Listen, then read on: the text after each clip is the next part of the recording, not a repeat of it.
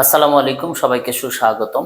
আজকে আমরা ভাষা, বাক্য, শব্দ এবং ধ্বনি নিয়ে যে বিবাদ সেটা ভঞ্জন করব। এখান থেকে প্রতিটি পরীক্ষায় 1 নম্বরের প্রশ্ন নিশ্চিত কমন আসে। আপনারা লক্ষ্য রাখুন, ভাষার মূল উপকরণ বাক্য, বৃহত্তম একক বাক্য ভাষার ছাদ বাক্য। ভাষার মূল উপাদান ধ্বনি, ক্ষুদ্রতম একক ধ্বনি ভাষার স্বর ধ্বনি, কিন্তু ভাষার ইট বর্ণ। বাক্যের মূল উপাদান, মূল উপকরণ, ক্ষুদ্রতম একক সবই শব্দ। শব্দের মূল উপাদান, মূল উপকরণ, ক্ষুদ্রতম একক সবই ধ্বনি, কিন্তু ধ্বনি নির্দেশক চিহ্নকে বলা হয় বর্ণ। এটা আমরা সহজেই কন্ট্রোল করতে পারি। এক কথায়, বাক্য এবং শব্দ, এই বাক্যের মূল উপাদান, উপকরণ, ক্ষুদ্রতম একক যাই থাকুক না কেন, উত্তর হবে শব্দ।